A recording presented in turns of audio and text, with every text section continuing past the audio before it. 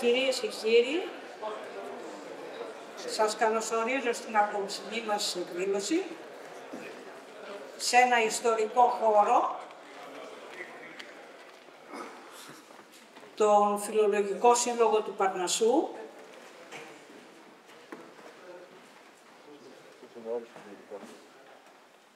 ο οποίος είναι από τα πρώτα φιλολογικούς συλλόγους στη χώρα, ειδικά στην Αθήνα. Ιδρύθηκε το 1865 και αποτέλεσε τη φήμη από τα πρώτα χρόνια μιας ακαδημίας, όπου εδώ πέρασαν όλοι οι μεγάλοι λογοτέχνες, είχε τμήματα λογοτεχνίας, φιλολογίας, νομικής κλπ.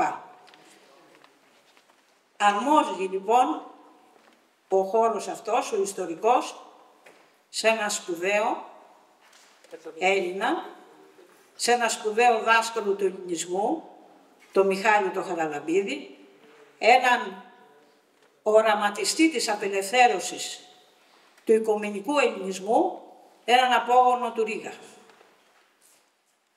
Καλώ στο βήμα για ένα χαιρετισμό τον Μανώλη τον Χατζηνάκη, που είναι αντιπρόεδρος του Φιλολογικού Συλλόγου Παρνασσού.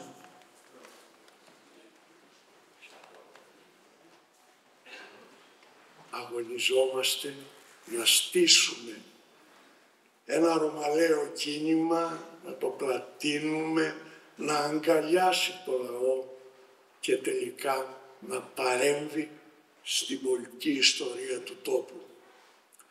Θέλω πρώτα απ' όλα να σας διαβάσω το μήνυμα του Προέδρου του Παρνασσού, του καθηγητή Βασίλη Κωνσταντινόπουλου, ο οποίος για λόγους ανωτέρας βίας δεν μπορεί να είναι, ενώ το ήθελε. Το ήθελε όταν ο Βασίλης ο Ασημακόπουλος ήρθε στον Παρνασσό και μου πρότεινε, είπε την ιδέα και την κουβέντιασα με τον Πρόεδρο, ανταποκρίθηκε ασμένος, που λέμε εμείς οι φιλόλογοι. Και αυτό που γίνεται σήμερα δεν θα ήταν αδιανόητο να γίνει. Καλώς τον Πρόεδρο, κάνω μια εξαίρεση,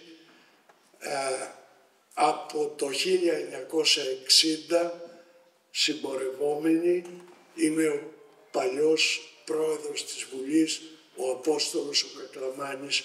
Καλώς ήρθες.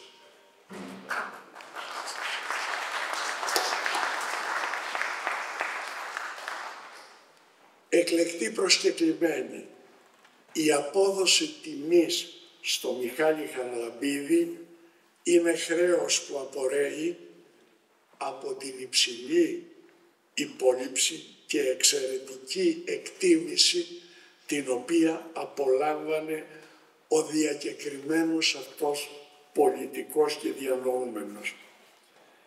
Υπήρξε οραματιστής με υψηλές προσδοκίες από τους Έλληνες πολιτικούς. Προσδοκίες που ο ίδιος εκπλήρωνε με όλες του τις δράσεις. Ήταν ατυχής συγκυρία ότι δεν ανέλαβε υπεύθυνες κυβερνητικές θέσεις για να αποδείξει ότι αρχή άνδραν δείκνηση. Τον ευχαριστούμε τον Πρόεδρο και επειδή δεν υπάρχει λόγος, θα μου επιτραπεί, αν έχω 2 λεπτά, να πω για τον Μιχάλη τον Χαραλαμπίδη, τον οποίο τιμούμε απόψε. Συμπορευτήκαμε κάποιες δεκαετίες. Είμαστε μέλη της Κεντρικής Επιτροπής και ο Μιχάλης εξέφραζε ένα πνεύμα ελευθερίας, ανεξαρτησίας σκέψης, ενταγμένης ασφαλώς μέσα στην ιδεολογία και τη στρατηγική του Πασόκ. Με τον Μιχάλη συμπορευτήκαμε σε πολλά και είχαμε και αντιθέσεις. Έτσι είναι και έτσι πρέπει να γίνεται στις δημοκρατίες. Αν μου μένει κάτι, είναι ο βαθύτατος, ο άδολος πατριωτισμός του Μιχάλη του Χαραλαμπίδη. Καταντήσαμε σήμερα να ζούμε σε κάποιες κοινωνίες που όταν λες ότι είσαι πατριώτης, τότε σε ταυτίζουν με τον εθνικισμό και ακόμα χειρότερα με την ακραία του μορφή το σοβινισμό. Εμείς στο Πασόκ τότε είμαστε πατριώτες και είμαστε περήφανοι γι' αυτό. Η Ελλάδα ήταν στην καρδιά μας μέσα και στη σκέψη μας. Γι' αυτό τιμούμε το Μιχάλη. Από εκεί και πέρα ο Μιχάλης ήταν μια κριτική σκέψη, είχε πάντα τεκμηριωμένες θέσεις, παρατηρήσεις σε όλα όσα γινόταν μέσα στα όργανα, και επειδή ο πρόεδρος άφησε μια αιχμή, είναι εδώ και ο κορυφαίος στο κόμμα αυτή την περίοδο, 74 μέχρι πάρα πολύ, 20-30 χρόνια, ο Κώστας ο Λαλιώτης. Το ξέρει, δεν τον βλέπω τώρα, τον είδα προηγουμένως. Εν πάση περιπτώσει, ο Μιχάλης είχε απόψεις. Στα πλαίσια της διαλεκτικής προσέγγισης των θεμάτων, ο Μιχάλης ήταν από εκείνους που κατέθεταν το λόγο και τον αντίλογό του για να υπάρξει σύνδεση των αντιθέσεων. Δεν μακρηγορώ, εύχομαι να είμαστε ζωντανοί, να είμαστε κριτικό πνεύμα, όρθιοι σε δύσκολους καιρούς. Δεν έχω χρόνο, δεν είμαι ομιλητής, δεν το αναλύω. Σας ευχαριστώ πολύ.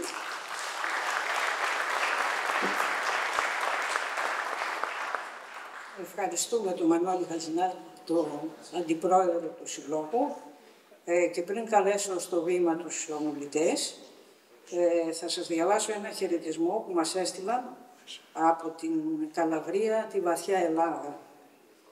Χαιρετισμός από πολιτιστικούς συλλόγους των Ελληνόφωνων της Καλαβρίας. Σήμερα θα τιμήσετε και αύριο τον Μιχάλη Χαραλαμπίδη, ένα μεγάλο φίλο, ένα μεγάλο άνδρα, ένα μεγάλο μαχητή για την ελευθερία των λαών. Είχαμε την τιμή να τον γνωρίσουμε και συνάψαμε στενή συνεργασία σε εκδηλώσεις και δράσεις σε δήμους όπως την Πόβα, Ρέτζιο, Καλάμπρια, Σιρακούσες. Θα συμφωνήσουμε μαζί σας σε μια ημερίδα μνήμης για τον Μιχάλη Χαραλαμπίδη και με δική σας παρουσία. Λυπούμαστε που δεν μπορούμε να είμαστε παρόντες μαζί σας με τιμή Καρμέλο Τζουζέπε Ναουτσέρα, πρώην πρόεδρος των Συλλόγων της Καλαβρίας, δήμαρχος της Μπόμπα. Καλό λοιπόν τους ομιλητές με τη σειρά που θα καθίσουν στο τραπέζι, τον Γιάννη τον Νάο,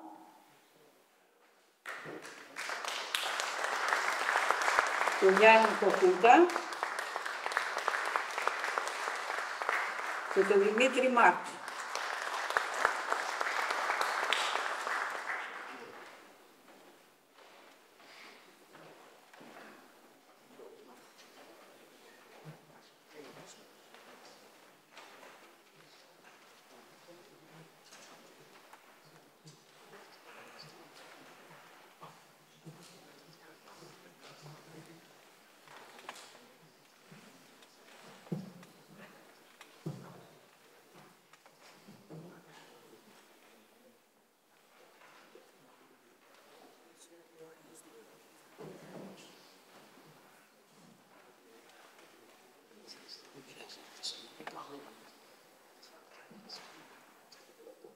Χαιρετίζω τη σημερινή μας συγκέντρωση, δηλώνοντας ταυτόχρονα ότι μου είναι ευχάριστο να βρίσκομαι ανάμεσα σε συντρόφους, φίλους και γνωστούς για να συζητήσουμε με αναφορά του Μιχάλη Χαραλαμπίδη.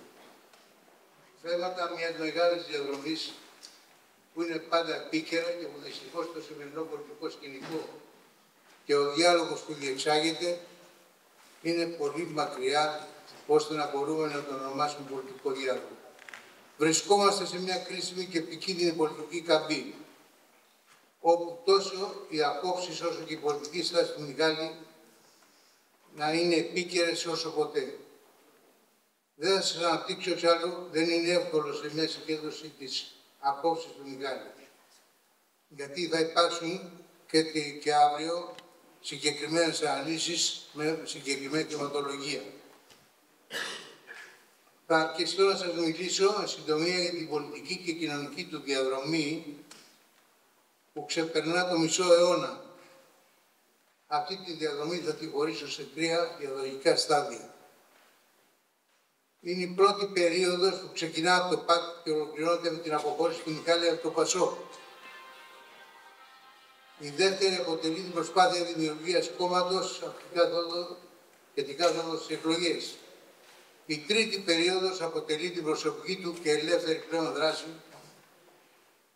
ανά την Ελλάδα, με συγγραφή και συνάμα με κοινωνικές πολιτικές εκδηλώσεις και ομιλίες σε συναντήσεις με διανοούμενους πολιτικούς και φίλους στην Ελλάδα, εξωτερικό και κυρίως στην Ιταλία. Το αρχικό στάδιο της πρώτης περίοδου αποτελεί την προσπάθεια ώστε το ΠΑΚ να αποκτήσει ένα καθαρό ιδεολογικό και πολιτικό πρόσημο μέσα σε ένα διάχυτο περιβάλλον τόσο κεντρογενών όσο και ελληνιστικών αντιλήψεων. Διάλογος όμως που δεν ολοκληρώθηκε και μετεφέρθηκε σε διάχυτες ιδεολογικοπολιτικές απόψεις στο ΠΑΣΟΚ.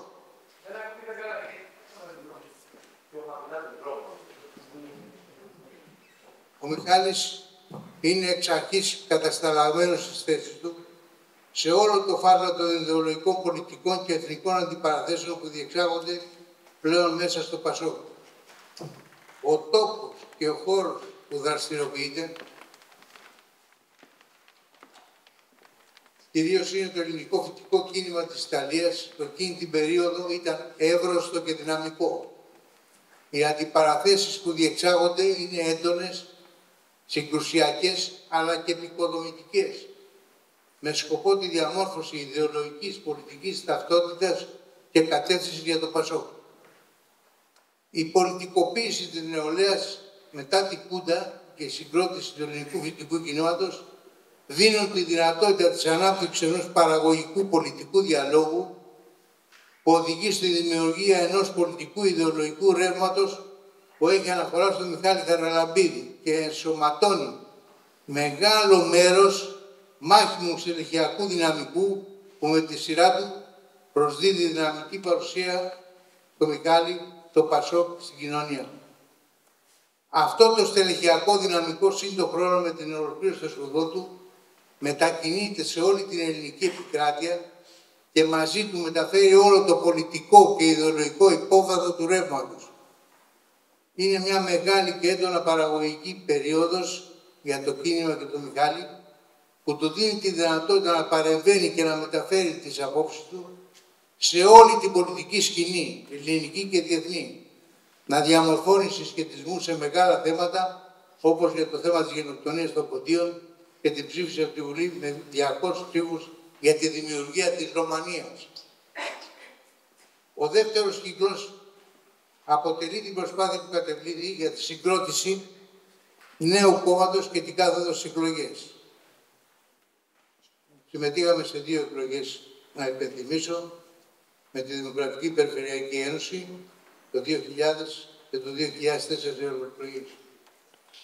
Οι συγκαιρίες δεν επέτρεπαν μεγαλύτερα κέρδη. Μπορούμε να σημειώσουμε όμως στις επιτυχίες στην προσέλκυση νέων στελεχών και στις αποτυχίες στην αδυναμία συγκρότησης οργανωτικού σχήματος που θα μας πήγαινε παραπέρα.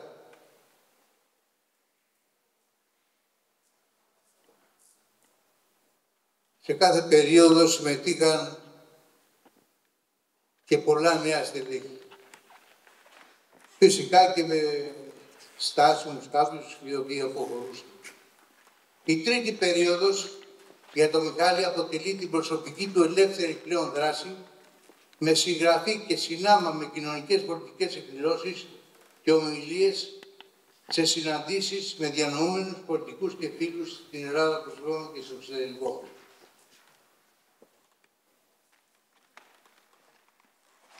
Δεν κάνω ανάλυση των θεμάτων που έδειξε ο Μιχάλης, είναι τόσο πολλά.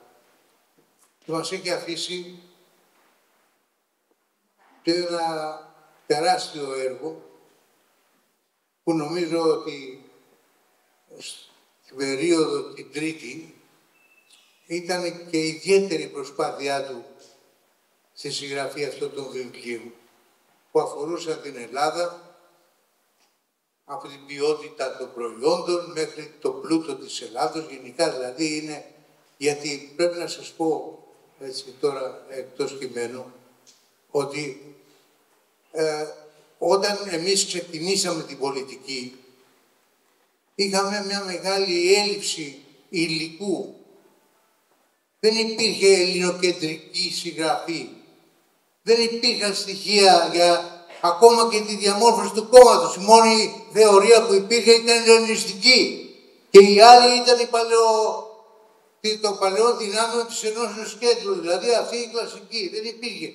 Ο Μιχάλης, πέρα από το γεγονός ότι έχει συγγράψει μια θεωρία για τη θεωρία του κόμματος, που μίλαγε όχι για κόμμα μηχανισμό, και ξεκαθάριζε αυτό το θέμα και το έχει με λεπτομερή τρόπο περιγράψει στα βιβλία του, χωρίς αναμορφώσεις. Δηλαδή είναι αυτό που ζούσε, το έχει κάνει βιβλίο, γραμμένο στην εποχή που το ζούσε. Όχι να το γράψει μετά από 50 χρόνια. Θα δείτε δηλαδή συνολικά φαίνεται η ιστορία, η πολιτική της Ελλάδας. Φυσικά του χώρου μας κυρίως. Νομίζω είναι μια μεγάλη παρακαταθήκη αυτή και νομίζω ότι αυτό είναι και από τα ζητήματα που μας ενδιαφέρει αυτή τη στιγμή. Κλείνοντας, θέλω να μιλήσω για τη συγκέντρωσή μας, η οποία είχε πολλές αδυναμίες πιθανόν και πολλά πράγματα που δεν πρόκειται να λυθούν σε μια συνάντηση. Ευελπιστούμε να αποτελεί μια αφετηρία αυτό για να γίνει μια εκκίνηση, να δούμε και τι μπορεί να γίνει παραπέρα. Τώρα, για μας, για όλους, χωρίς εξαιρέσεις, αυτό το τονίζω, γιατί το Μιχάλη, ακόμα και σε αυτή την αίθουσα, δεν τον γνωρίσαμε όλη την ίδια περίοδο. Τον γνώρισε ο καθένας κάποια περίοδο της πολιτικής του δράσης. Άλλοι τον ακούμπησαν, άλλοι τον άγγιξαν, άλλοι τον άκουσαν, άλλοι τον κατάλαβαν, άλλοι αποχώρησαν, άλλοι ξαναγύρισαν, νέοι εντάχθηκαν. Εν πάση περιπτώσει είναι ένα σύνθετο σώμα αυτό το πολιτικό, το οποίο εν πάση περιπτώσει αυτή τη στιγμή μπορεί να έχει μια άποψη για τον Μιχάλη. Νομίζω ότι έχουμε εμείς κάποια υποχρέωση και τονίζω χωρίς αποκλεισμούς, γιατί η εμπειρία η δικιά μου ήταν ότι ο Μιχάλης ήταν ένας άνθρωπος της συμπερίληψης. Αυτό μπορώ να το πω και με στοιχεία. Πάντα. Δηλαδή, όποιος αποχωρούσε δεν ήταν λόγω της σύγκρουσης, γιατί ο Μιχάλης δεν ήταν της σύγκρουσης για να καταλάβει κάτι. Ήταν της Εκκλησίας, ήταν δηλαδή αυτό που ονόμασε και το Δήμο, δηλαδή να υπάρχει συζήτηση. Αυτό ήταν το βασικό του μέλημα. Εν πάση περιπτώσει αυτό της σημερινής είναι σημαντικό, γιατί με δευτερογενείς αντιθέσεις είναι λογικό ότι κάποιοι αυτοαποκλείονται πιθανά. Κάποιος θα λέει ότι εγώ με τον Γρηγόρη δεν κάνω παρέα. Κάποιος θα λέει ότι εγώ με αυτόν που για κάποια περίοδο μπορεί να συζητήσουν πολιτικά, δεν θέλω να είναι. Θα πρέπει να εγκαταλειφθούν αυτά, θέλουμε πράγματι να είμαστε να έχουμε κάποια απόδοση. Γιατί χρειάζονται δυνάμεις για να γίνει κάτι. Δεν ξέρω αν μπορεί να γίνει. Δεν ξέρω αν μπορεί να γίνει. Αλλά αν γίνει, χρειάζονται πάρα πολλές δυνάμεις και δεν περισσεύουν. Για να ολοκληρώνω, πρέπει να σας πω ότι οι συνοδοιπόροι των πρώτων αγώνων μαζί με τις νέες γενιές, αλλά με συνδρομή την πολιτική δράση, το θεωρητικό και συντροφικό έργο του Μιχάλη, πρέπει να διαμορφώσουμε ένα σχέδιο με στόχο τη δημιουργία ενός νέου πολιτικού ρεύματος. Δύσκολα πράγματα, δεν ξέρω την ικανότητα πλέον του χώρου. Αυτό απαιτεί πάντως τη δημιουργία ενός οργανικού σχήματος. Δεν μπορώ να σας το προσδιορίσω, αλλά θα βγει μέσα από πιθανές νέες συναντήσεις και θα πρέπει να είναι ένας από τους στόχους αυτό το πράγμα.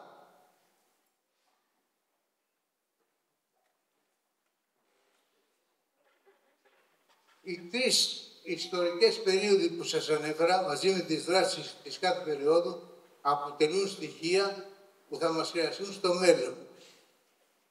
Αυτό που νομίζω, αυτό που μας λέει εδώ, που γράφουμε, είναι ότι θα χρειαστούμε και τα στοιχεία μνήμης και τα ιστορικά στοιχεία.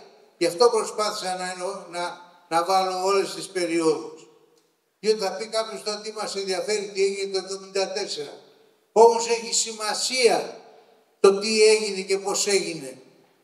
Διότι αυτά όλα τα πράγματα νομίζω θα τα ξαναβρούμε μπροστά μας με διαφορετικές μορφές.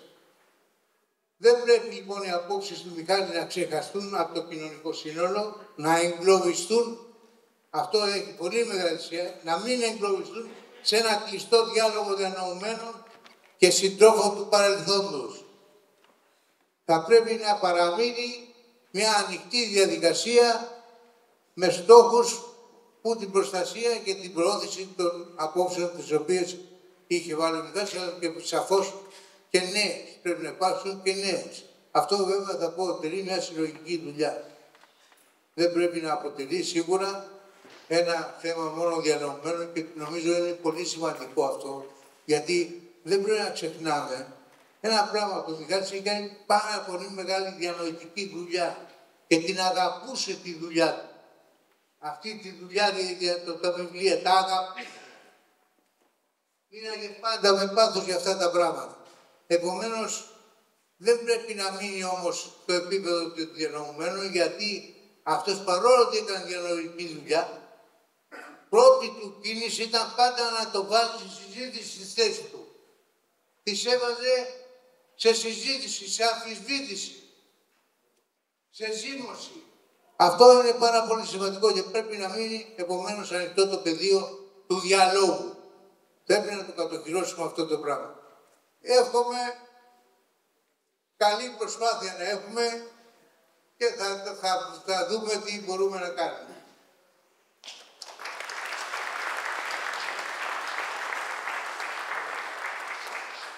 Ευχαριστούμε τον Γιάννη τον Νάο για την αποκαλυπτική του εισήγηση. Εξάλλου έζησε χρόνια, δεκαετίες κοντά στο Μιχάλη, από τα χρόνια της Ιταλίας μέχρι και που έφυγε. Αυτό που κρατάμε είναι ότι πράγματι ο Μιχάλης δεν ήταν ένας διανοούμενος από καθέδρας, αλλά ήταν ένας κινηματικός και δραστήριος πολιτικός διανοούμενος και και σε κάθε περίπτωση ό,τι ζήτημα έβαζε και για τα βιβλία που έγραφε, όχι μόνο τα επικοινωνούσε, αλλά δημιουργούσε φορείς και από εκεί δράσεις για όλα τα θέματα.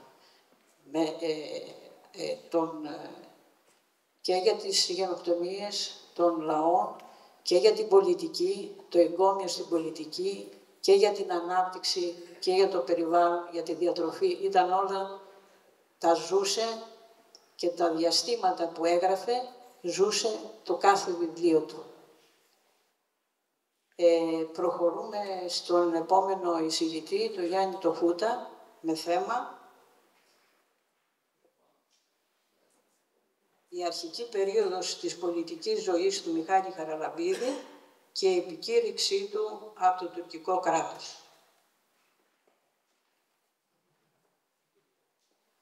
Σεβαστέ κύριε Πρόεδρε.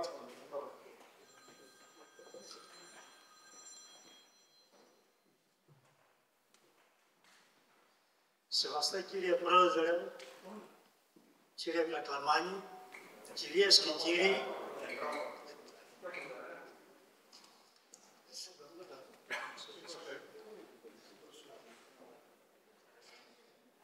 σεβαστέ Πρόεδρε κύριε Κακλαμάνη, κυρίες και κύριοι, φίλες και φίλοι, αναλογιζόμενος ότι σε αυτή τη μεγαλοπρεπή αίθουσα μιλούσε ο Μέγας Παλαμάς, ένα ρίγος με διαπερνά.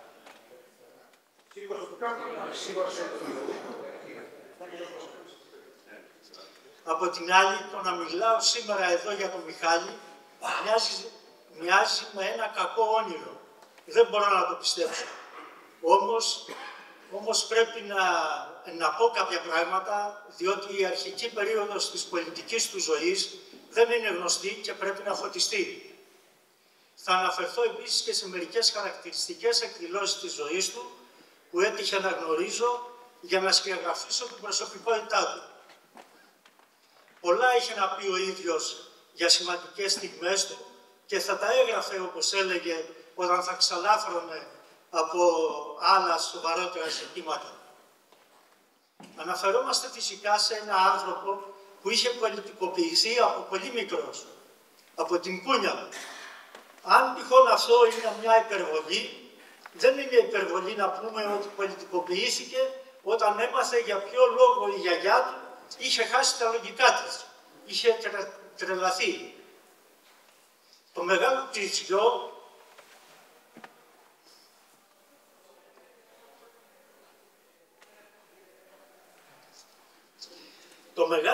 το Μιχάλη, τον πήραν οι Τούρκοι και δεν γύρισε ποτέ από τα τάγματα εργασίας. Το αβάπτιστο μωρό της θυσιάστηκε για να μην προδοθούν από τα κλάματα και κατακρεουργηθούν οι κυνηγημένοι από το Παν Οσμάν κάτοικοι της Άτας του Πόντου. Αυτά τα γεγονότα συγκλώνησαν τον 5χρονο μικρό Μιχάλη και φαντάζομαι ότι θα είχε πει μέσα του: εγώ όταν μεγαλώσω θα σταματήσω το άδικο. Μια φλόγα ανθρωπισμού τον κυρίευσε. Είχε πλέον αφιερώσει τη ζωή του σε ανώτερους σκοπούς. Ήταν μόλις 12 χρονών και είχε γραφτεί για να πάει εθελοντής στην Κύπρο το 1963. Δύο ατυχείς συγκυρίες δεν του επέτρεψαν να προετοιμαστεί για τις πανελλήνιες εξετάσεις και τον οδήγησαν στο εξωτερικό. Τον γνώρισα τις πρώτες μέρες της παραμονής του στην Ιταλία και αξίζει νομίζω να αναφέρω και τον τρόπο της γνωριμίας μας. Ήταν Σεπτέμβρης του 1971 στην Πίζα. Είχαμε μαζευτεί σε μια αίθουσα πάνω από 100 άτομα και μια Ιταλίδα καθηγήτρια μας ενημέρωνε για την διαδικασία εγγραφής μας στο Πανεπιστήμιο. Ο Μιχάλης, που ήταν όρθιος μπροστά, έριξε μια σπόντα εναντίον της Χούντας και κοίταξε προς τα πίσω για να δει αντιδράσεις, να δει ποιος έπιασε το υπονοούμενο. Εγώ του συγκατένευσα και από τότε μέχρι το θάνατό του με τιμούσε με τη φιλία του. Δεν ήταν μόνο ευπατρίδης.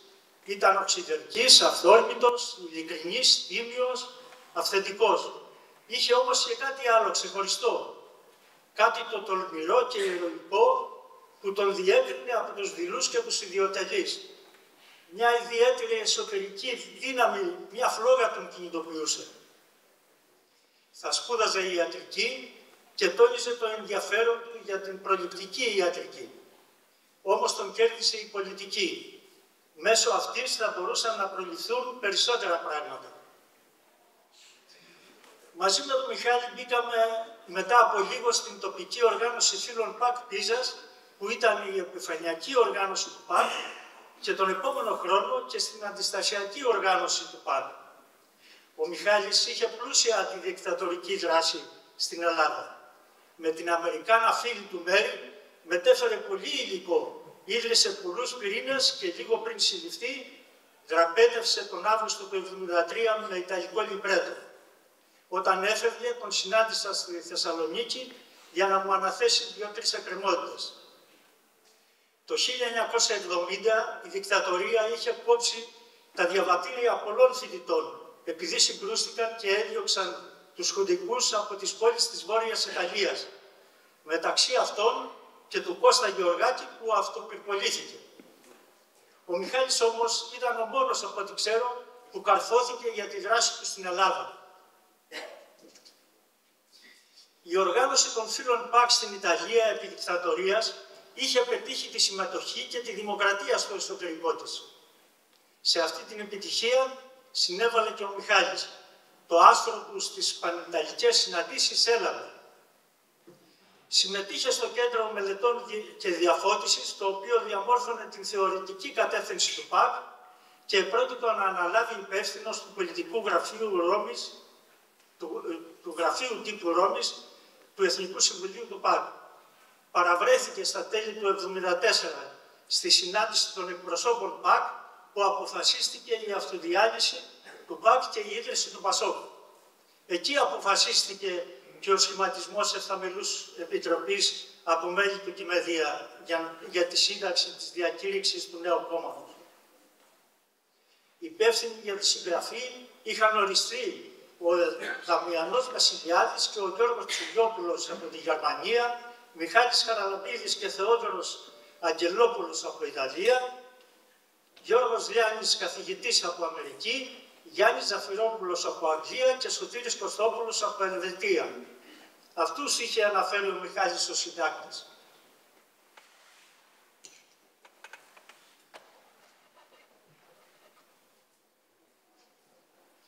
Όσοι άλλοι έχουν αναφερθεί στην Επιτροπή αυτή συμφωνούν πρώτον ότι ήταν εφταμελής και δεύτερον ότι συμμετείχε ο Μιχάλης Χαραλαμπίδης. Συγχαίουν όμως τα υπόλοιπα πρόσωπα. Η σύγχυση αυτή προκαλείται κυρίως λόγω του ότι είχαν παρευρεθεί εκεί και άλλοι, χωρίς όμως να έχουν κάποια αρμοδιότητα. Ήταν παρατηρητές και παρεστικοί, έλεγε ο Μιχάλης, όπως ο Τσοχατζόπουλος, ο Κουλούρης, ο Παπαγιαννόπουλος και άλλοι. Ο τελευταίος αναφέρει και σε βιβλίο του ότι βρίσκονταν για άλλο λόγο στην Γερμανία. Ο Μιχάλης ήταν κριτικός ως προς ορισμένες πλευρές της δράσης του ΠΑΚ. Στη συνέχεια εναντιώθηκε και στην γραφειοκρατία του ΠΑΣΟΚ. Το 1975 είχε εκλεγεί στην Πανιταλική Συνέλευση, από Πανιταλική Συνέλευση στην πενταμελή εκτελεστική γραμματεία του ΠΑΣΟΚ Ιταλίας. Επίσης, προηγουμένως, το πρώτο συνέδριο των οργανώσεων Ιταλίας στις 3 Τρίτου 1975, που διοργανώθηκε στο πλαίσιο του προσυνεδρίου του ΠΑΣΟΚ, εκλέχθηκε πρώτος για την νέα Κεντρική Επιτροπή. Όμως στην Κεντρική Επιτροπή δεν κάλεσαν τον Μιχάλη που είχε εκλεγεί πρώτος, αλλά τον Κοτσελίδη από την Πολόνια που είχε εκλεγεί δεύτερο. Ήταν φανερό ότι κάποια αόρατη παρέμβαση είχε αλλοιώσει την ψηφοφορία. Τι είχε συμβεί, ποιοι είχαν παρέμβει. Ο Μιχάλης ξεχώριζε και δεν γινόταν πλέον να κρυφτεί όπως συνέβαινε στις συνωμοτικές διαδικασίες του ΠΑΚ.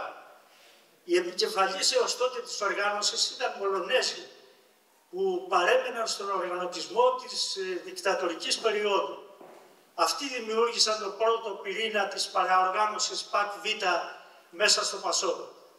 Με το πρόσχημα του παλαιοκομματικού κινδύνου αναλάμβαναν τον ρόλο του εγγυητή του κινήματος και ως θεωρητική κάλυψη επικαλέστηκαν τον δημοκρατικό συγκεντρωτισμό.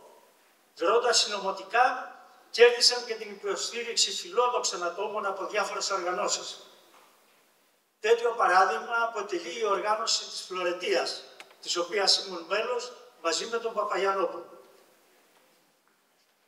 Η οργάνωση αυτή, εν μια νυχτή από υπέρμαχος των δημοκρατικών διαδικασιών της εναλλαγής και ανάκτησης, μετατράπηκε σε υποστηρικτή του δημοκρατικού συγκεντρωτισμού, της εκ των άνω καθοδήγησης και της ταξικής πάλης. Ήθελαν να γίνει το ΠΑΣΟΚ ένα ακόμα μαρξιστικό-λενινιστικό κόμμα. Χρειαζόμαστε ένα καλό κουκουέ, έλεγαν. Η παραοργάνωση αυτή, με κεφαλής τον Γιάννη Τσεπούρα, διαγράφηκε το 1976 από τον Ανδρέα Παπανδρέου και τον Πασόκ. Ο Μιχάλης δεν ήταν ποτέ υπέρ της διαγραφής μελών, είτε της Δημοκρατικής Άμυνας, είτε του ΠΑΚ-Β. Εκτιμούσε ότι με το άνοιγμα μια σοβαρή συζήτηση πάνω στα περιεχόμενα θα απέτρεπε τις κολώσεις και θα δημιουργούσε συνθήκες υπέρβασης. Γι' αυτό και το 1977-1978 προετοίμασε την διοργάνωση σεμιναρίου στην Ιταλία, που απογείωσε την οργάνωση Πασόκ Ιταλίας.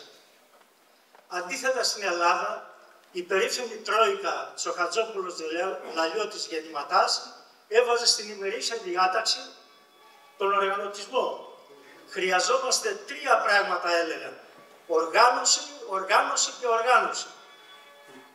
Έτσι το Πασόκ ενσωματώθηκε και κρατικοποιήθηκε, ενώ μπορούσε να αναμορφώσει την Ελλάδα. Και αντί να την οδηγήσει πολύ ψηλά, την έσπρωξε στην επιτήρηση και την εκατονταετή υποθήκευση. Ο Μιχάλης είχε την αποδοχή όλων των μελών του Πασόκ και στα συνέδρια εκλέγονταν πάντοτε στην πρώτη δεκάδα της Κεντρικής Επιτροπής. Ποτέ δεν μπήκε σε λίστες ομάδων και όταν εκλέχθηκε στο πολιτικό γραφείο είχε προταθεί από τον Ανδρέα Παπανδρέου.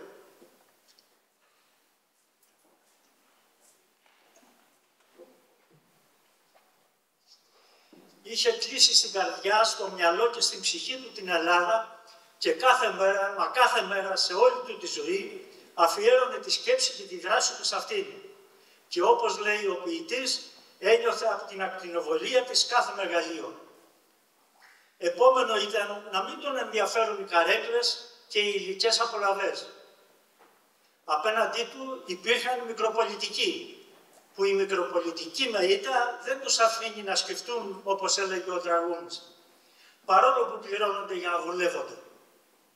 Ο Μιχάλης ήταν πολύ αισιόδοξος και η αισιοδοξία του δεν προέκυπτε από εκείνο το χαζοχαρούμενο που λέγεται συνήθως ότι έβλεπε το ποτήρι μισογεμάτο. Δεν προέκυπτε επίσης ούτε από την αισιοδοξία της βούλησης σε αντίθεση με την απαισιοδοξία της νόησης που έλεγε ο Γκράμσκι. Η αισιοδοξία του Μιχάλη προέρχονταν από την νόηση. Προέρχονταν από την κατανόηση των δυνατοτήτων της Ελλάδας. Ήταν αισιόδοξος διότι έβρισκε μια διέξοδο στα αδιέξοδα. Φαινόταν εκ πρώτης όψεως τελειομανής. Ό,τι έκφραζε έβγαινε με πάθος και ένιωθες πως υπήρχαν και άλλα τόσα που δεν μπορούσαν να εκφραστούν. Αυτό ήταν εμφανές. Θυμάμαι κάποια περιστατικά. Μετά τον Νταβός είχε διοργανωθεί στην ΕΣΥΑ με ομιλητές συζήτηση για τα εθνικά ζητήματα, με ομιλητές τον γνωστό επαναστάτη Παύλο ή Μιχάλη Ράκτη, τον Μιχάλη Χαραλαμπίδη και ένα-δύο άλλους. Τελευταίος μίλησε ο Παύλο, που είχε επαναλάβει 7 έως 8 φορές το συμφωνώ με τον Μιχάλη και συμφωνώ με τον Μιχάλη. Ήταν διαπιστωμένο πλέον ότι ο Μιχάλης ήταν 1 ή 2 επίπεδα πάνω από όλους τους πολιτικούς της χώρας μας. Παρόλα αυτά, όταν επρόκειτο να μιλήσει, ήθελε να εκφράσει ό,τι πιο χρήσιμο μπορούσε. Πριν την προτελευταία ομιλία του για το κορδικό, τον έβλεπα να προετοιμάζεται. Και είχα σκεφτεί τότε, αφού ξέρει ότι κανείς άλλος στην Ελλάδα δεν γνωρίζει το κορδικό καλύτερα, γιατί προσπαθεί τόσο. Όμως μετά από όσες νέες προτάσεις παρουσίασε, αναθεώρησα. Ο Μιχάλης επεξεργαζόταν συνέχεια το κάθε ζήτημα και γι' αυτό έβρισκε και τις διεξόδους.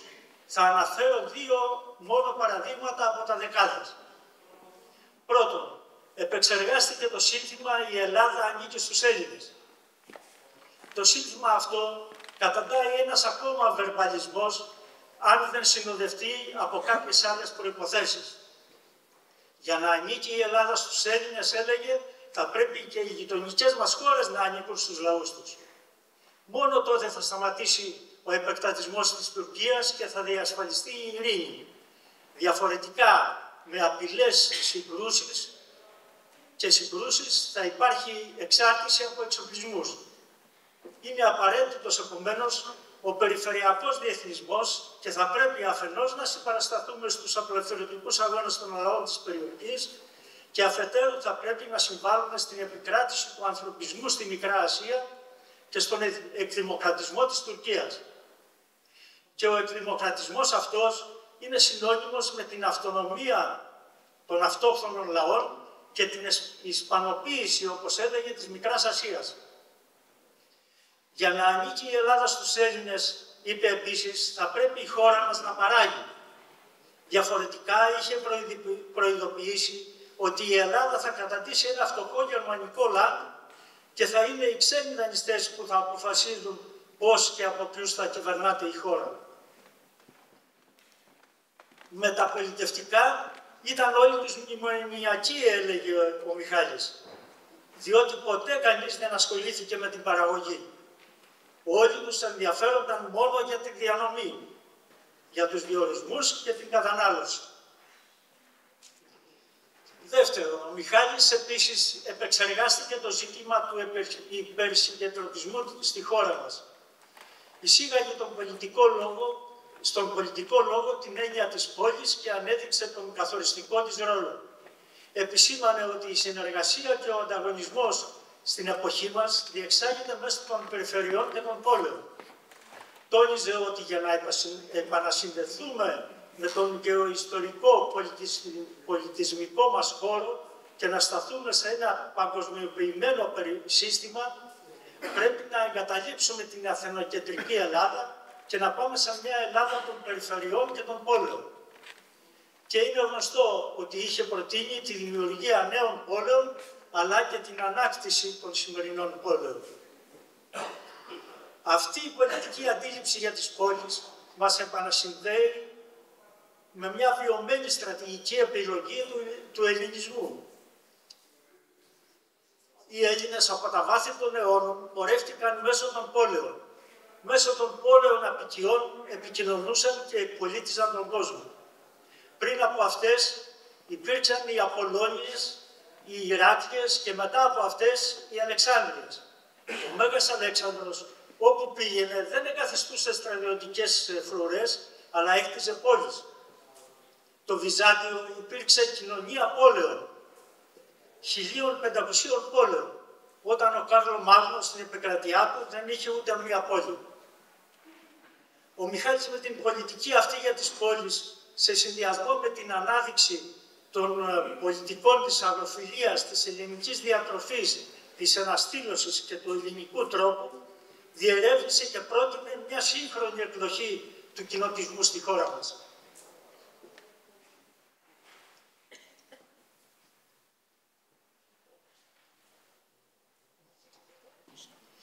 Όσον αφορά την πολιτική, ο Μιχάλης έλεγε ότι αυτή δεν έχει να κάνει με αγωνιώδεις τακτικισμούς, ελιγμούς και μεταλλάξεις για προσωπικά ωφέλη και εξουσία. Δεν είναι κάτι το ευτελές. Είναι το ανώτερο πεδίο εξευγενισμού του ανθρώπου. Είναι κάτι το ιερό. Και ας δούμε πώς βίωνε ο ίδιος την πολιτική. Με πόση ιερότητα την προσέγγιζε και πόσο αυτή τον είχε εξευγενήσει. Είχα πάει με τον Μιχάλη στην κηδεία του Στέλιου Καζατζίδη. Κάποια στιγμή βλέπουμε τον Κουλούρη καταϊδρωμένο να διασχίζει το αδιαπέραστο πλήθος και να λέει «Ανοίξτε λίγο ρε παιδιά». Ήθελε να φωτογραφηθεί δίπλα στο φέρετρο. Τότε λέω στον Μιχάλη «Γιατί δεν πας κι εσύ μέσα στην εκκλησία αφού ο Καζατζίδης το είχε δηλώσει ότι πολιτικά ήταν μαζί σου». Και τι μου απάντησε «Να σκυλέψουμε ρε Γιάννη και εμείς στον νεκρό».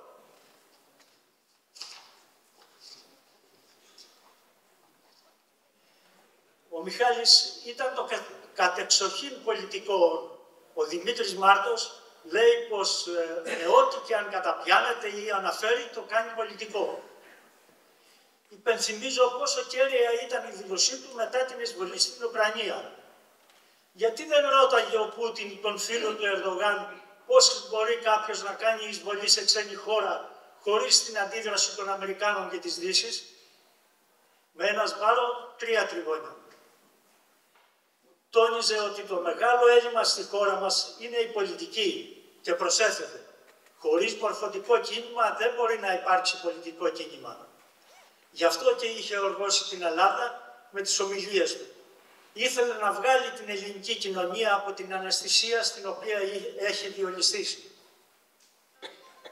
Οι Έλληνες γνώριζαν από παλιά ότι οι πολιτείες δεν μπορούν να σταθούν αν οι πολίτες τους δεν έχουν την αίσθηση του δικαίου και της ντροπής. Μάλιστα, σύμφωνα με τον μύθο, ο Δίας θεωρούσε την έλλειψη αυτής της αίσθησης νόσο και είχε προστάξει όσοι δεν την διέθεταν να σκοτώνονται, να αποκλείονται. Και πού φτάσαμε σήμερα? Όχι μόνο στην ανοχή, αλλά και στην επιβράβευση των ανέστητων και αδιάδρομων. Έτσι δεν μπορούμε να πάμε πουθενά. Οι χουντικοί μετά την τραγωδία της Κύπρου τα παράτησαν και κρύφτηκαν. Τα διεφθαρμένα μιζοκόμματα στην Ελλάδα που χρεοκόπησαν τη χώρα, γιατί βρίσκονται ακόμα στο προσκήνιο? Και δεν έλεγε μόνο ο Μιχάλης, αλλά και έπρατε. Λόγος και πράξη ήταν το ίδιο πράγμα γι' αυτό. Μόλις 12χρονος γίνεται εθελοντής, 21 χρονών στείνει πυρήνιας αντίστασης και 22 χρονών δραπετεύει. Σε ηλικία μόλις 23 χρονών συντάσσει την ιστορική διακήρυξη της 3ης Σεπτέμβρη. Ήρθε σε επαφή με πολλούς λαούς σε όλο τον κόσμο, Λατινική Αμερική, Αφρική, Ασία. Στήριξε τα απελευθερωτικά τους κινήματα και επισκέφθηκε τα επιτελεία τους. Εισήγαγε το 1986 για πρώτη φορά το κουρδικό στον ΟΗΕ και συνέχισε να συμβάλλει στην διεθνοποίηση του αγώνα τους. Καθιέρωσε την 19η Μαΐου και προώθησε την αναγνώριση της ποντιακής γενοκτονίας ανά την Ιφίλιο μόνος του, χωρίς τη στήριξη, αλλά αντίθετα και την υπονόμευση του ελληνικού δορυφορικού κράτους. Ανέδειξε τον πόντο ως ευρωπαϊκή ψηφίδα στη Μικρά Ασία και σήμερα οι πράσινοι και η αριστερά στη Γερμανία διακηρύσουν ότι οι πόντοι στην Τουρκία έχουν δικαίωμα στη μνήμη, ενώ στην Ελλάδα οι πολιτικές δυνάμεις βρίσκονται σε ύπνωση. Ανέδειξε την Εγνατία και την στρατηγική σημασία της οδού Μπουργκάς-Αλεξανδρούπολη. Αναδείκνυε τα τοπικά προϊόντα και την τοπική παραγωγή. Μάστορες όλου του κόσμου, ενωθείτε, ήταν το σύνθημά του. Δεν υπάρχει βέβαια χρόνος για να επεκταθώ. Ο Μιχάλης ήταν πολέμιος του δεπορισμού.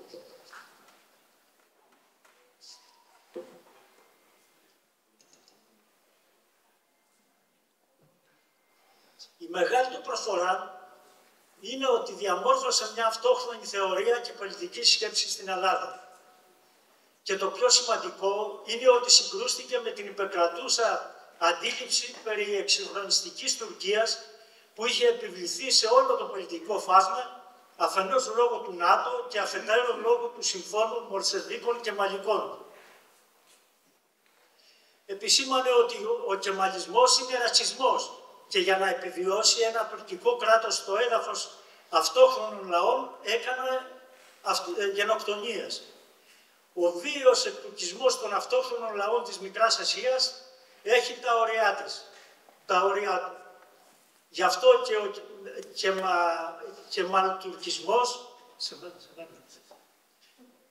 και ο κεμαλτουρκισμός μεταμορφώθηκε σε Ισλαμοτουρκισμό και τελευταία σε αυτοκρατοροτουρκισμό. Σήμερα βρισκόμαστε στην περίοδο της άνοιξης των λαών της Μικράς Ασίας. Αργά ή γρήγορα θα επικρατήσει και εκεί ο ανθρωπισμός και θα οικοδομηθεί η δημοκρατία. Ο πατέρας της δημοκρατίας στη Μικρά Ασία, ο Τσαλάν, έχει επιβάλει να μην υπάρχει καμία πλέον αναφορά σε ορεισίλιους Τούρκους. Και η επίσημη Τουρκία μιλάει ήδη για Κούρδους και Τούρκους. Και είναι βέβαιο πως θα ακολουθήσει η αναγνώριση και άλλων εθνικών οντοτήτων. Η αρχή έπρεπε να γίνει με την ονομασία των πραγμάτων, έλεγε. Τώρα όλα μπορούν να πάρουν τον δρόμο τους. Μορφωτική ηγεμονία χρειάζεται και όχι στρατιωτικοποιήσεις για να εξαλειφθεί το τουρκικό πρόβλημα. Και η μεταβολή που θα προκύψει μπορεί να είναι βελούδινη. Ίσως και να μην χρειαστεί ούτε ένα θερμό επεισόδιο. η ανάδειξη της πραγματικής ιστορίας των λαών της Μικράς Ασίας συνιστά ένα γεωπολιτικό γεγονός αντίθετο προς την κεμαλική εκδοχή της ιστορίας. Η ονομασία των πραγμάτων, δηλαδή η ανάδειξη των γενοκτονιών, ναρκοθετεί, βάζει δυναμίτη στα θεμέλια του τουρκικού ρατσιστικού κράτους. Γι' αυτό και αμέσως μετά την αναγνώριση της ποντιακής γενοκτονίας από το Ελληνικό Κοινοβούλιο, το Συμβούλιο Εθνικής Ασφαλείας της Τουρκίας ανακήρυξε τον Μιχάλη Χαραλαμπίδη ως τον υπαριθμό ένα εχθρό των Τούρκων και τον επικήρυξε. Ο Ανδρέας Παπανδρέου ειδοποίησε τον Μιχάλη ότι έχει επικηρυχθεί και έχει γίνει στόχος δολοφονίας του από τη ΜΙΤ. Η ελληνική αστυνομία φυσικά ανέλαβε την προστασία του και νομίμως από τότε ο Μιχάλης πάντα οπλοφορούσε. Δεν υπήρξε ένας αυθύπαρκτος ιδεολόγος και αγωνιστής πολιτικός, αλλά είναι το δημιούργημα, είναι το προϊόν μιας ιστορικής διαδικασίας. Τον γέννησε η μοίρα του ποντιακού ελληνισμού, η ιστορία του Πασόκ και η ιστορία της χώρας. Η διανοητική, μορφωτική, ηθική και πολιτική του προσπάθεια αναπτύχθηκε σε ένα ιδιαίτερα εχθρικό, πρωτόγονο και βάρβαρο περιβάλλον. Και επειδή βρήκε μεγάλη αντίσταση από γραφειοκρατικές και αντιδραστικές δυνάμεις, ανυψώθηκε για να τις υπερβεί. Γι' αυτό και έφτασε το σημερινό του ύψος. Λόγω της διανοητικής του ηγεμονίας δεν συμπεριφέρονταν δουλικά στους διάφορους παράγοντες, στις εξουσίες και τα ψευδοκατεστημένα.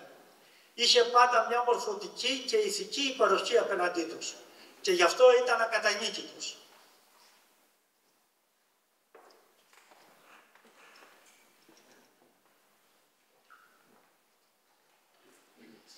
Πορεύτηκε μόνος, χωρίς κάποιο μπάρμα στην κορώνη. Υπήρξε μονομάχος και αυτό του δίνει τα χαρακτηριστικά ενός λαϊκού ήρωα. Πέτυχε πολλά, όσα δεν έχουν κατορθώσει ολόκληρα κόμματα, ιδρύματα και υπουργεία.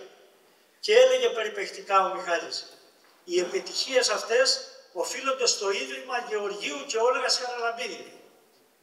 Φανταστείτε πόσα θα είχε ακόμα να προσφέρει αν εκλεγόταν στο Ευρωκοινοβούλιο και η Δημοκρατική Περιφερειακή Ένωση έμπαινε στη Βουλή.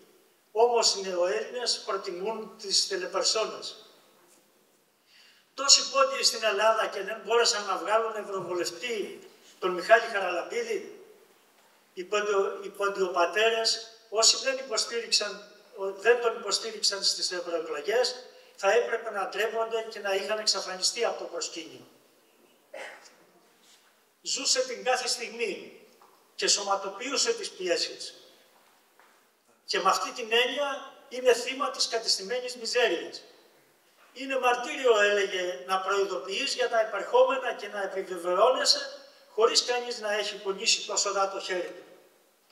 Φανταστείτε πώς θα ένιωσε όταν από 25 ετίας πρότασή του για τη δημιουργία τμήματος σχολής γενοκτονιών στη Χίο, όπου έγινε η σφαγή, δεν υλοποιήθηκε από το φοβικό φιλοκυμαλικό ελληνικό κράτος και αντιθέτως σχολή γενοκτονιών ίδρυσε πρόσφατα, άκουσον ο Ερντογάν, για να τεκμηριώσει την γενοκτονία που διέπραξαν οι Έλληνες στην Τρυπολιτσά και αλλού. Φτωχήναμε χωρίς τον Μιχάλη, όμως ο δρόμος που άνοιξε και η δωδεκάβιβλος που άφησε θα πλουτίσει τις επερχόμενες γενιές. Ο Μιχάλης δεν ανήκει μόνο στους πόντιους ή μόνο στον ελληνισμό. Είναι οικουμενικός. Ανήκει και στους λαούς του κόσμου, αλλά και στον άνθρωπο. Για την προσφορά του, η ιστορία θα τον κατατάξει μεταξύ των μορφών του Ρίγα, του Τσε Γκεβάρα, του Δραγκούμη, του Καραβίδα, του Παπαναστασίου και άλλων. Σας ευχαριστώ.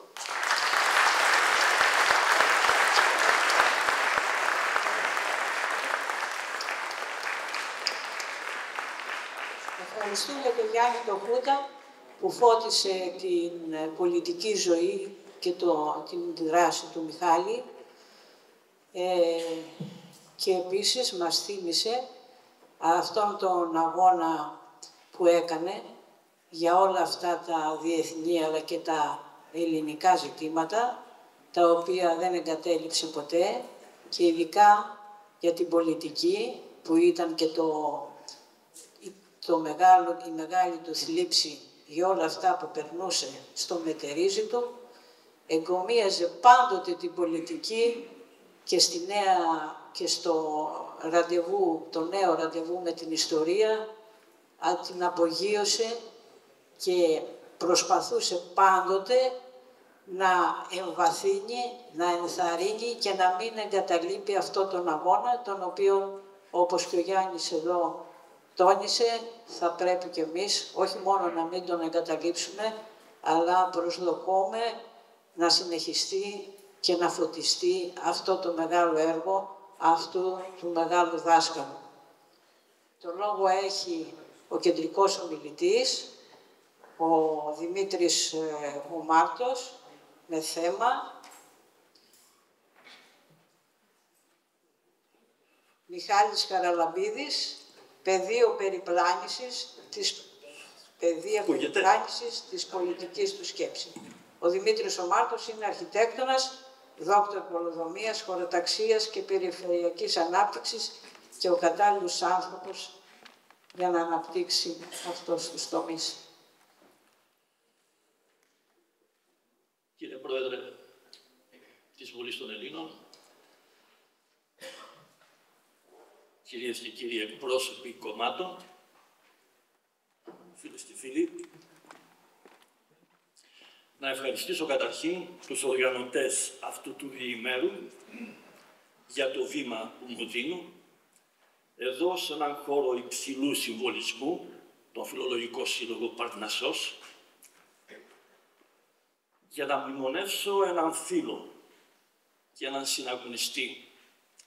Έναν άνθρωπο ο οποίος με την οξυδέρκεια, τη σαφήνεια και τη γονιμότητα του πολιτικού του λόγου επηρέασε καθοριστικά την πολιτική αγωγή πολλών ανθρώπων, όπως βέβαια και τη δική μου.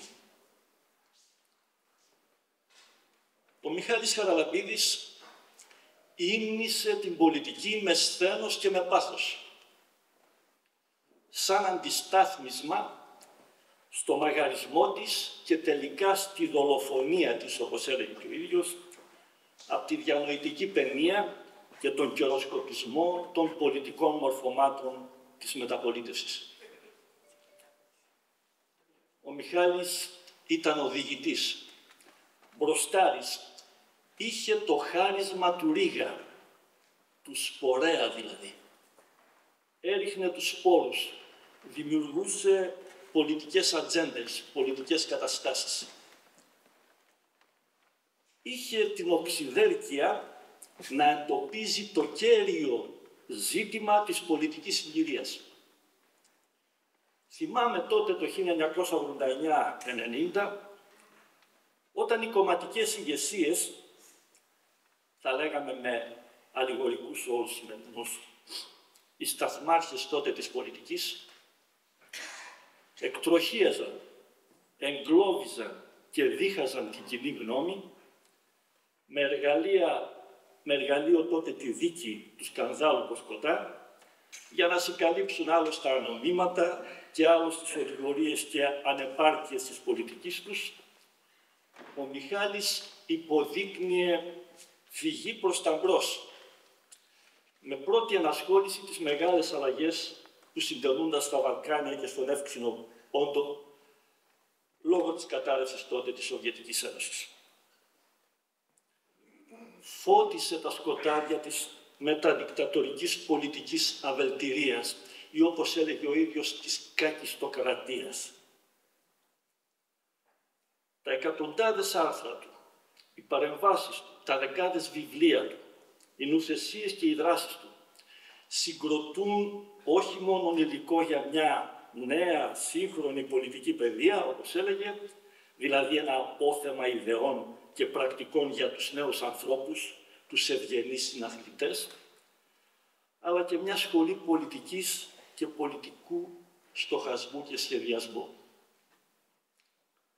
Αλλά τι ήταν αυτό που διέκρινε κανείς στην υπερβατική προσωπικότητα του Μιχάλη Χαραλαμπίδη, που πολλές φορές δεν κατανοούσαμε κι εμείς που ήμασταν πιο κοντά του.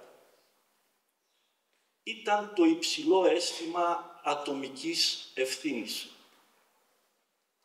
Η ατομική ευθύνη ως εσωτερική δύναμη μεταβολίζει τον ιδιώτη σε πολίτη. Στα 30 του δεν δέχτηκε να γίνει πρέσβης στην Ιταλία, όπως του προτάθηκε, γιατί θεωρούσε προτεραιότητα στην Ελλάδα ήταν η υπεράσπιση της αξιοπρέπειας της πολιτικής. Ήθελε να δώσει δηλαδή ένα παράδειγμα ατομικής πολιτικής ευθύνης. Η πολιτική είναι παράδειγμα, έλεγε, δεν είναι καρέκλα και τίτλος. Ό,τι επεξεργαζόταν και ό,τι πρότεινε το τεκμηρίωνε, το επαλήθευε και ιστορικά στις διδαχές των μεγάλων δασκάλων μας. Και είχε εμπεδώσει πρωτίστως μια μεγάλη διδαχή τους. Ότι ο άνθρωπος πρέπει να κρίνεται από το είναι του. Από το λόγο δηλαδή και την ηθική του. Και όχι από το έχει, τον πλούτο δηλαδή και την εξουσία, τη δύναμη. Ότι η προσωπικότητα του ανθρώπου πρέπει να αξιολογείται από την κατανόηση της φύσης και της κοινωνίας και όχι από το μέγεθος της εξουσίας και του πλούτου ή της περιουσίας του δηλαδή.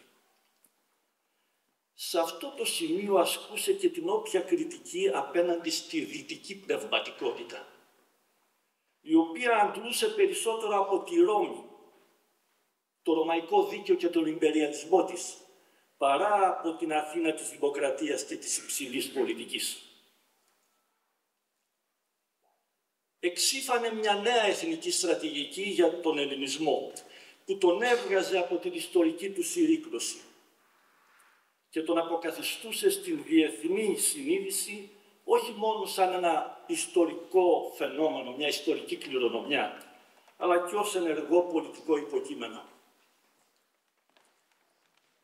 Επεξεργάστηκε μερικά σημεία πάνω στα οποία μπορούσε να πατήσει μια στρατηγική ανάταση του ελληνισμού. Να εκτιναχθεί δηλαδή και να διαφύγει από το αέναο τέλμα του.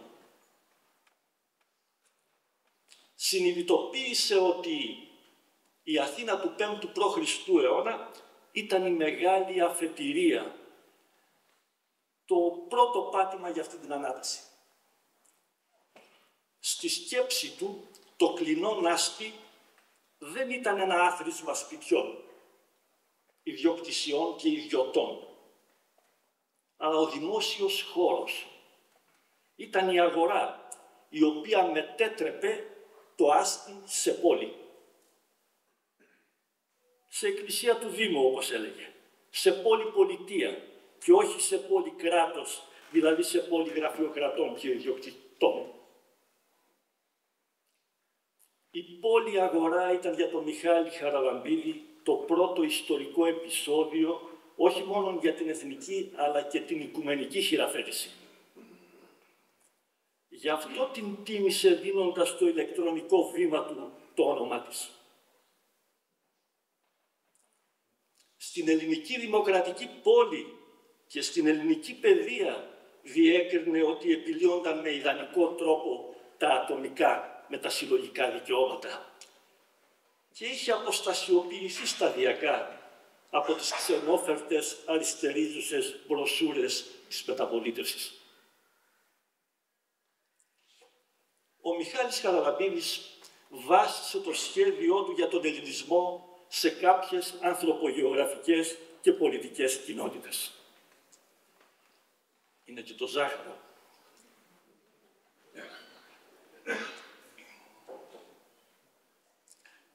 Η πρώτη ιδεολογικοπολιτική κοινότητα ήταν το ΠΑΣΟΚ. Ως ιδρυτικό μέλος του και μέλος της συντακτικής ομάδας της διακήρυξης, μας τα είπε ο Γιάννης, τα ανέλησε καλά, ήλπιζε στη συγκρότηση ενός πολιτικού θεσμού σε δημοκρατική βάση και όχι παλαιοκομματική και γραφειοκρατική, βασισμένο στα κοινωνικά κινήματα και όχι στο πελατειακό κράτος. στην κομματική αλληλεγγύη και συντροφικότητα και όχι στον καιροσκοπισμό και καριερισμό των στελεχών του.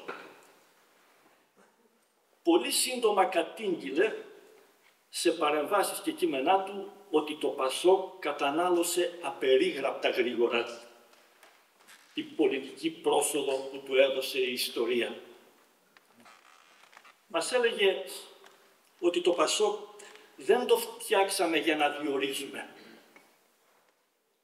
Το φτιάξαμε για να αντιπροσωπεύσει όλους τους πολίτες και όχι κομματικές ολιγαρχίες.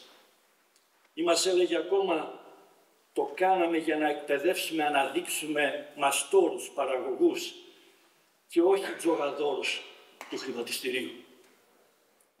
Ακόμα μας έλεγε ότι το ΠΑΣΟΚ δεν το κάναμε για να πάμε στα ίμια, το κάναμε για να πάμε στην Κυρίνια. Προσπάθησε, αντιμετωπίζοντας με γενναιότητα την κομματική γραφειοκρατία του, να εξηγήσει τι οδηγούσε αυτήν την μεγάλη ιδεολογικοπολιτική κοινότητα στον εκφυλισμό, προτείνοντας μάταια όμως τους τρόπους που μπορούσαν να την ανασυγκροτήσουν και να την διασώσουν.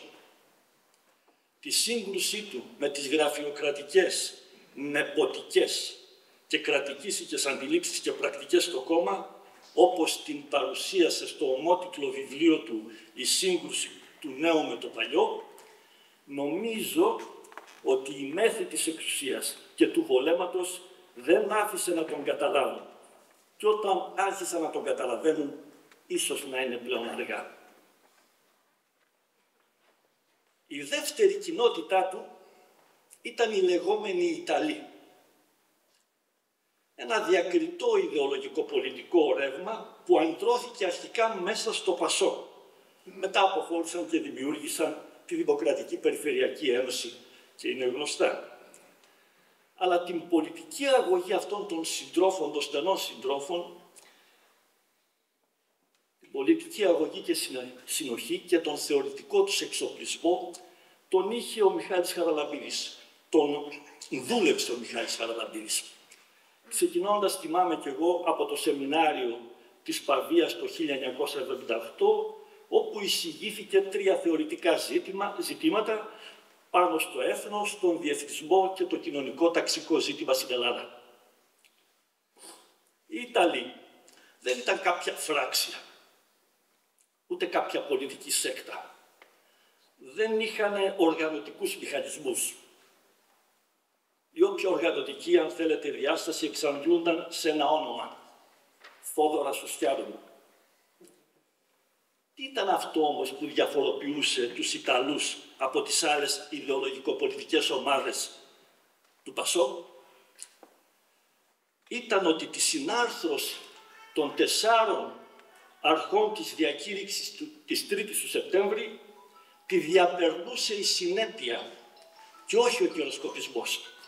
Και επίσης μια μεγαλύτερη κατανόηση της ισορροπίας ανάμεσα στις αρχές, χωρίς επιλεκτική χρήση τους. Δεν παρέκαμπταν τη μία για να πονήσουν την άλλη. Οι Ιταλοί δηλαδή εγκυβώτησαν τις 4 αρχές της διακήρυξης σε μία και παρήγαγαν πολιτική πάνω σε αυτή την ισορροπία.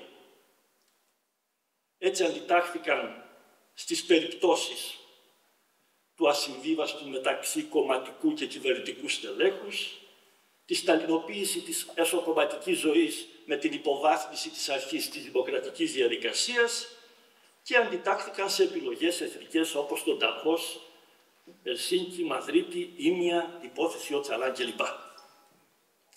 Αλλά ο Μιχάλης Χαραλαμπίδης υπερεύει πολύ σύντομα το στενό πολιτικό προσδιορισμό του Ιταλού, βαδίζοντας σε μεγάλο μέρος του αγώνα του μόνος, για να ενδυθεί η προσωπικότητά του με εθνικές και σταδιακά με οικουμενικές διαστάσεις. Αισθάνομαι όμως, ερχόμενος τώρα από τη Βέρεια, να πω κάτι για το ρόλο των Ιταλών. Το ρόλο από εδώ και πέρα. Και μάλιστα απευθυνόμενος σε κάποια εμβληματικά πρόσωπα, όπως είναι ο Γιάννης ο Νάος, ο Γιάννης ο Χούτας, ο Χρήστος ο Καζαντζίδης και πολλά παιδιά που είναι εδώ πέρα, τώρα μην τους αναφέρω όλους. Αυτοί έχουν την ικανότητα, τη δυνατότητα να διαιωνίσουν συνθετικά, όχι αποσπασματικά, την πολιτική σκέψη του Μιχάλη.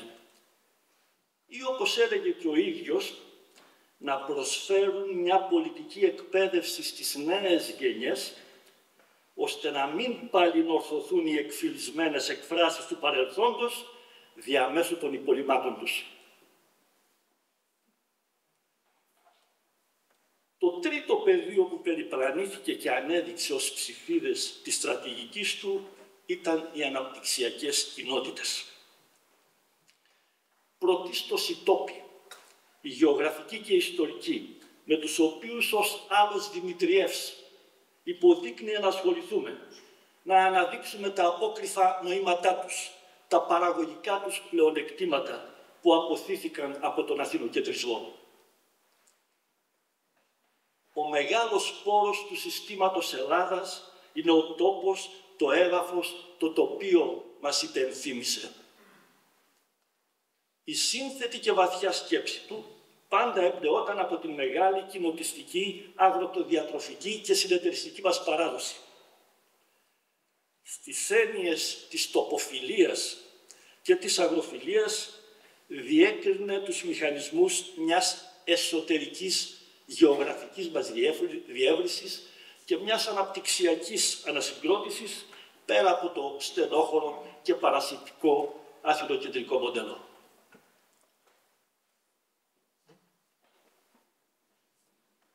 Στη δεκαετία του 1990, μετά μάλιστα την πτώση του διπολισμού και την αναθεώρηση των γεωπολιτικών όρων υπέρ των ελληνικών περιφερειών και ενάντια στην μονοκεντρικότητα της Αθήνας, αναζήτησε στην τοπική και περιφερειακή αυτοδιοίκηση την πρωτοπορία του κοινωνικού του οράματος, την πολυκεντρική Ελλάδα και την επαναθεμελίωση του κράτους. Μίλησε πρώτος για τα μεγάλα έργα, λόγω και της γεωπολιτικής συγκυρίας, που θα ένωναν πρώτα τις περιφέρειες της Ελλάδας και μετά τις συνοικίες της Αθήνας. Ηγήθηκε σε σημαντικές και αποτελεσματικές καμπάνιες για την κατασκευή της Εγνατίας Οδού. Και μάλιστα, παρεπιπτόντως να θυμίσω, ότι ήθελε να την πάει όχι στην Κωνσταντινούπολη, αλλά στην Οδυσσό, στην άλλοτε ελληνική πόλη των Αρτοβασιλιάδων. Ήθελε να πάμε σε αυτήν την περιοχή με οπτικές ιστορικές ελληνικές και όχι με τα συμφέροντα των ιμπεριαλιστικών καθεστώτων. Πήρε πρωτοβουλίες για τους μεγάλους άξονες της εσωτερικής ενσωμάτωσης. Το δρόμο του μεταξιού, την Ιόνια Οδό, την οποία μάλιστα ήθελε να προεκτείνει θαλασσίως μέχρι τη Βερενίκη, τη Βενγάζη δηλαδή της Λιβύης. Ανοίγοντας από τότε τη συζήτηση για το ρόλο της Λιβύης, δηλαδή της Αφρικής, στο δικό μας στρατηγικό βάθος. Αλλά οι δικοί μας δεν τον παρακολουθούσαν, όπως τον παρακολουθούσαν οι Τούρκοι. Αυτοί πήγαν στη Λιβύη. Έθεσε έγκαιρα το ζήτημα του εξυγχρονισμού και της επέκτασης του εθνικού σιδηρόδρομου από το 1974-75. Πριν την αιμονή στους υπόγειους σιδηροδρόμους, δηλαδή στα μετρό. Και παρεπιπτόντως, να πω κάτι για τη συγκυρία. Αν το πολιτικό σύστημα τότε, τη δεκαετία του 1990, στο σύνολό του ενέτασε τον γόνιμο προβληματισμό του Μιχάλη Χαραλαμπίδη για το σιδηρόδρομο στην πολιτική του ατζέντα και δεν χαριεντιζόταν και δεν διαπλεκόταν με τους αρνητές του, δηλαδή με αυτούς που δεν ήθελαν να δώσουν μερίδιο των μεταφορών στους σιδηροδρόμους, τότε νομίζω ότι σήμερα, καταλαβαίνετε. υπέδειξε ως μεγάλη ιδέα της μεταψυχροπολεμικής περίοδου την επανασύνδεση με τους κόσμους των Βαλκανίων, του Εύξηνου Πόντου, ακόμα και της Μέσης Ανατολής και της Λιβύης. Και όχι τη διοργάνωση της Ολυμπιάδας και τις ψευτοεξυγχρονιστικές διασπαταλήσεις στο πακέτο βοήθειας στο προβληματικό και χρεοβόρο εργοστάσιο της Αττικής, όπως το έλεγε. Και γενικά αναζήτησε νέους τόπους, νέες πόλεις, νέα αναπτυξιακά υποκείμενα, δίκτυα και περιφερειακές επιρροές για να αλλάξει την αναπτυξιακή γεωγραφία, τις κεντρικότητες και την οικονομία του κλεπτοκαπιταλισμού. Μια τέταρτη ενότητα στη στρατηγική του της ανάτασης ήταν οι αλυσμόνητες πατρίδες και οι ξεχασμένοι κόσμοι του ελληνισμού.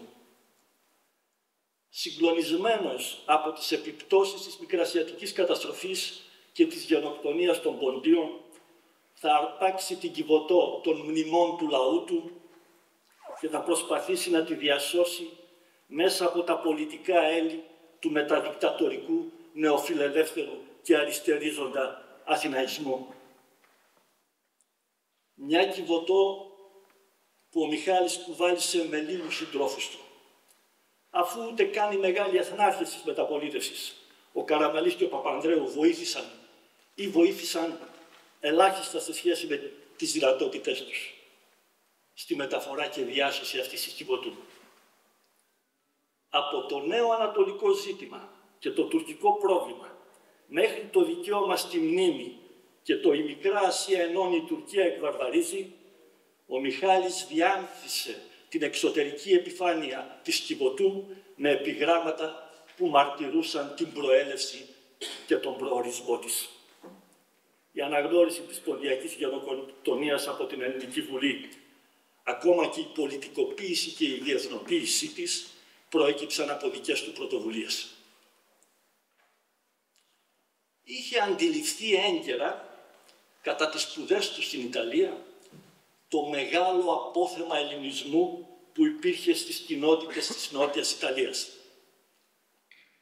Όταν μας υποδείκνυε να ασχοληθούμε, να κάνουμε διπλωματικές εργασίες και μεταπτυχιακά πάνω στη βαθιά Ελλάδα, όπως την αποκάλεσε στο ύστατο βιβλίο του για την Καλαβρία, δεν το έκανε μόνο από κάποια συγκίνηση ή υποχρέωση σε έναν λησμονημένο ελληνισμό. Το έκανε γιατί κούμπονε στο στρατηγικό όραμά του. Ήταν ένα πάτημα στην ανάταση. Ο Μιχάλης προσπάθησε να λύσει δύσκολες περιφερειακές, γεωπολιτικές και γεωπολιτισμικές εξισώσεις. Όπως για παράδειγμα, αυτήν ανάμεσα στον ελληνισμό της Καλαβρίας, τον Βυσσαρίωνα, την Ευρωπαϊκή Ένωση, το ποντιακό ζήτημα και το τουρκικό πρόβλημα με πρωτοφανή μαεστρία. Αντέδρασε στην εκολαπτώμενη τουρκο-ιταλική φιλία, που βασιζόταν σε χαμηλού επίπεδου ιστορικές επικλήσεις, αντιπαραθέτοντας το ιστορικό βάθος της Έλληνο-Ιταλικής φιλίας, που ξεκινούσε από τις αρχαίες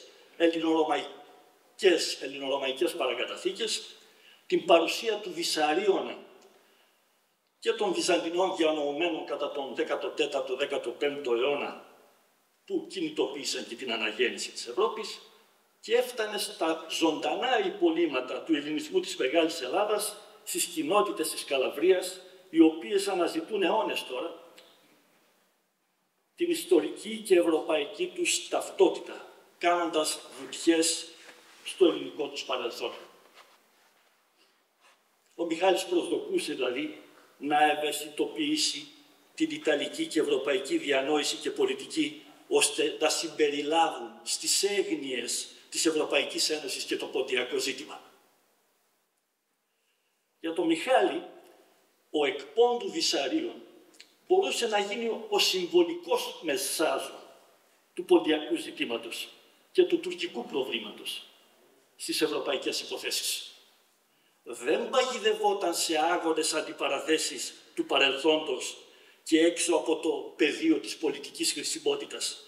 Γι' αυτό δεν ανέδειξε τον Βυσσαρίωνα για τις θεολογικές του επιλογές, αλλά για τις πολιτικές του, για το ότι ήταν ο πρόδρομος της Ένωσης των Ευρωπαϊκών Εθνών.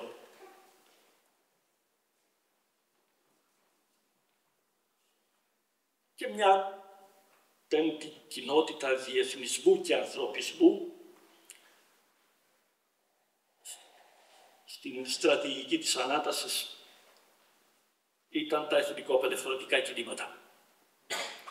Η συμμετοχή του στο Διοικητικό Συμβούλιο της Διεθνούς Ένωσης για τα Δικαιώματα και την Απελευθέρωση των Λαών τον διευκόλυνε να ξεπεράσει τις εγχώριες ιδεολειψίες και στερεότυπα της Αμερικανοκρατίας και του σταλινισμού, τις παγίδες δηλαδή της Αμερικανοφιλίας και της Ρωσοφιλίας.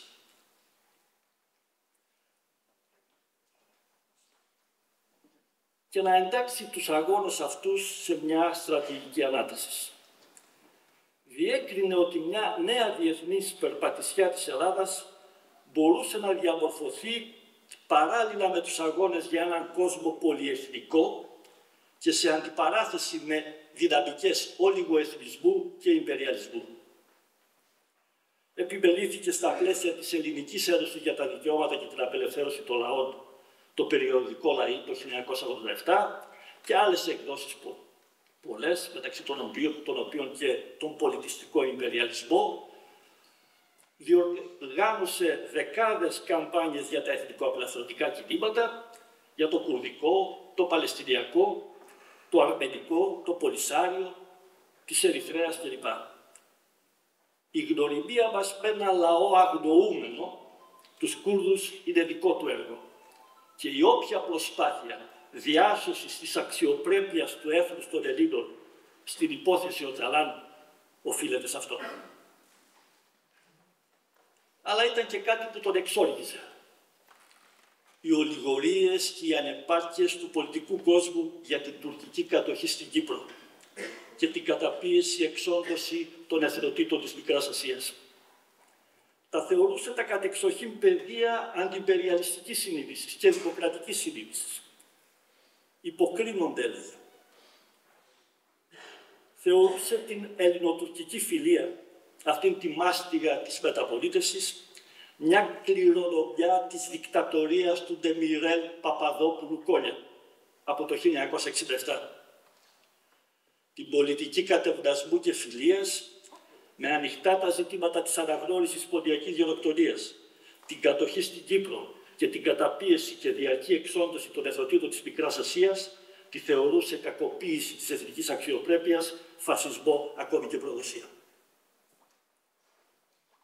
Φίλες και φίλοι, όλες αυτές οι κοινότητες και οι πολλαπλές συναρθρώσεις τους που ο Μιχάλης επιχείρησε ήταν τα σταθερά δεδομένα που συγκροτούσαν το στρατηγικό βάθος και πλάτος του ελληνισμού και το αντιπαρέθετε στο στρατηγικό βάθος της Τουρκίας, όσο και ως ένα νέο ευρωπαϊκό και οικουμενικό ρόλο για τη χώρα. Γνώριζε όμως ότι αυτή που μπορούσε να συναρθρώσει τα σταθερά με τα μεταβλητά στοιχεία της στρατηγικής του, δηλαδή με την οικονομία, τις τεχνολογίες και τους εξοπλισμούς, και να τα εξακοντήσει, ήταν η πολιτική, ο πολιτικός σχεδιασμός και η πολιτική ευθύνη. Ήταν η πολιτική που έλειπε. Γι' αυτό ο Μιχάλης Χαραλαμπίδης είχε μια αιμονή στη συνειδητοποίηση αυτού του ελλείμματος. Γι' αυτό έπλεκε συνεχώς εγκόμπια στην πολιτική. Φίλες και φίλοι, για να επαναλάβω κλείνοντας, ο Μιχάλης Χαραλαμπίδης άφησε μια πολύτιμη παρακαταθήκη για το μέλλον της Ελλάδας. Νομίζω ότι έχουμε όλοι συμφέρον. Αλλά και στο όνομα της δημοκρατίας και της πατρίδας. Και καθήκον να τη διασώσουμε, να τη διαφυλάξουμε και να τη διαιωνίσουμε. Εσείς, εμείς, εδώ σήμερα σε ένα χώρο υψηλού συμβολισμού και αύριο στο Δημοτικό Θέατρο Καλυθέας, το κάνετε, το κάνουμε πράξη. Σας ευχαριστώ.